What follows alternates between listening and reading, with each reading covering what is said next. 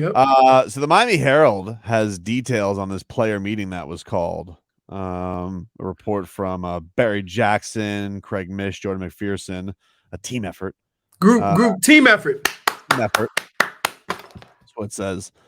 The Herald writes that Miami Marlins manager Don Manning's decision to call a team meeting Tuesday was put by his desire to build better team chemistry within the team after hearing that players were complaining privately about other players, according to multiple sources. Mattingly had grown weary of those complaints and wanted to try and resolve the issues in a closed-door meeting, sources said. One source described the meeting as, quote, totally chaotic and said it accomplished little. But another source said the meeting was productive.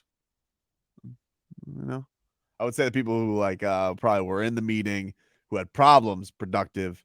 People who didn't want the meeting, and I've been there. Who wants a team meeting? Am I right? I Was can't think. I can't think waste of. I can't think if I've ever had a team meeting, because here's what happens when you have a team meeting. The guy who should be talking the least is the guy who always has the most grievances with what's going on. Mhm.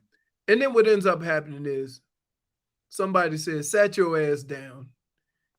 You're a turnstile." And then all hell breaks loose. The Herald also writes one issue causing conflict among players. Some of the team's veteran players do not believe that some of the younger players are behaving professionally and following some of the team rules. When reached by phone Wednesday, shortstop Miguel Rojas told the Miami Herald that he had no personal issue with anyone of the team, but team rules need to be followed. And when the team isn't playing well, those rule issues need to be addressed. Rojas said that it was not one specific player not following the unwritten rules, which include things such as running out every ball when going to first base, showing up on time, and that everyone can get better at it. Quote, that's just a reminder for a lot of players to stick to that, just instead of thinking about the game, that it was a good opportunity for us to talk about a team, to talk to one another and actually keep everybody accountable. The clubhouse is seemingly divided on that notion, as one source deemed the bickering as, quote, nonsense. So, in other words, oof. Like I said before the meeting, when you said, I wonder what the meeting was about, you can put whatever twist you want on it. When you're losing, people think they need a meeting. Yep. And you squash all these things. Well, that's just, like, obviously Miguel Rojas is calling that meeting, right? Because he is the team captain. He is not necessarily. Don Manley could have called it. He might have called and said, well, hey, all right. Don Manley did. You're right. Don Manley did call the meeting, but the person who's in the meeting calling people out, Miguel Rojas, is definitely one of those people. And that's the deal, though. Like, when you have that meeting and say Miggy gets up and talks, and they kind of open the floor to everybody, the guy who's the biggest culprit is the one that usually gets up and talks, and then that starts the chaos. No, I mean, but if it's unwritten rule stuff, he's not the biggest culprit. Like, who is he? Like, no, but I'm saying he's the leader. Yep. He talks first. You have your leader of your team, and it's usually a guy that you can go to, and everybody will be able to talk to him. Like, he could go to any guy on the team and say, look, you need to do this, you need to do this, right? But what happens in these situations is the meeting doesn't get chaotic until a guy who's one of the culprits gets up and talks like he's not part of the problem.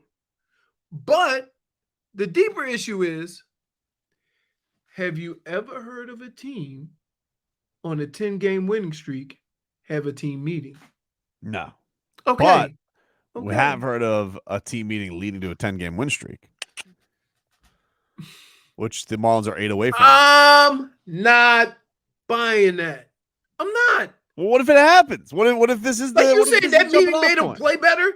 That meeting made Sandy throw 9 shutout innings? Not Sandy, but maybe somebody else. Who knows? Like who?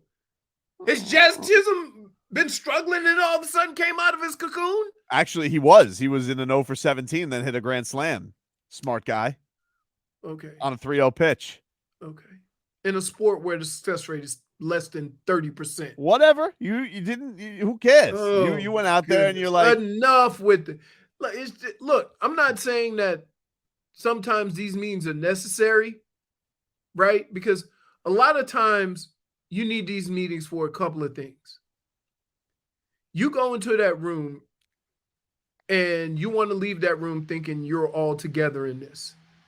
That one guy's not better off than another guy, that he doesn't have the ability to do whatever he wants, and I have to follow the rules. And so a lot of times that's what these meetings do. Now, they don't necessarily mean that all of a sudden we squash these issues and you're going to all of a sudden start winning. They started winning because it's baseball. And that's what happens. And the Nationals. Right. So I get it. Like these meetings, like you can have a productive meeting, but you can't have a productive meeting when it's always centered around losing. You know what I mean? Like a guy who hits the ball to the second baseman, if he jogs it out and doesn't run full speed, what does that? Well, okay, the issue there is he hit it to second base, not that he didn't run it out. John Birdie's running it out. Okay, great. And he's batting 150. No, John Birdie's not that at 150. John Birdie's a pro's pro. He never bat 150.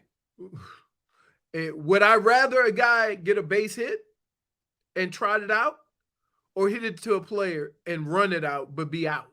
John Birdie hitting 272, sir. Apologize. Oh, okay. I'm sorry. 272. I've never had a job where I could be 27%. John Birdie, well, he's got an on base at nearly 400. John Birdie's always getting on base, dude. You want to know why? Why? Marcus, you want to know why? I need to know. Jimmy, you want to know why John Birdie is what he's doing? Why? I'll tell you why. J-Fig, you want to know why John Birdie's doing what he's doing? J-Fig, is she there? Hey, Jimmy's cut kind of makes him look like a sugar-free Marcos. All right, I'll tell you why. You know what I'm saying? I'll tell J-Fig why John Birdie's doing what he's doing. You want to know why? Because he's a pro's pro. He's a pro's pro, dude. A pro's hitting you 272, getting you on base 400. He's a PP. He's a PP. Pro's pro. You can't tell me John Birdie's not a pro's pro. All right. Now, did John Birdie have anything to say in the meeting? I would say no. You want to know why? Marcus, you want to know why? Yeah, I'd like to know why. But maybe you should keep the Birdie news away from J-Fig. You know how she is, you know. Hmm? Oh, Birdie. Woo. Yeah. She might be having flashbacks. Murderer. Yeah. I'll tell you why. He just goes about his business, dude. Just goes about his business. You know, brings his briefcase to the clubhouse every single day. Gets it done. That's what John Birdie does. You know what I need John Birdie to bring? What? I don't care about a briefcase. I need him to bring a bat. He does bring a bat. Okay. You know? He's John Birdie. Birdie! Hey, Birdie! That was us doing our show from spring ball. Never knew that guy was going to be on the Marlins for like the next 5 straight years. Yeah. Like, look at this guy. I remember us saying on the show, 55 Birdie. He ain't making the team. Oh, God. We were so wrong. 55s are struggling right now. Yeah. Dunks. Oh man, that Duncan Robinson podcast. What a piece of work that was yesterday. But I'm like, why did they do it in a shack? Like it looked like I think he was back home. He was back home, I think, at his parents. I think because he said he was back home in New Hampshire. So I'm guessing he was back in his old house. Wow. Yeah, he's from New Hampshire. Wow. I was not surprised by we're up against the break. I'll talk about the Duncan Robinson podcast coming on up because I did listen to all of it yesterday. Of course you did. Of course I was. Listen, job. That's what I got to do. And I wanted to hear what he had to say about it. And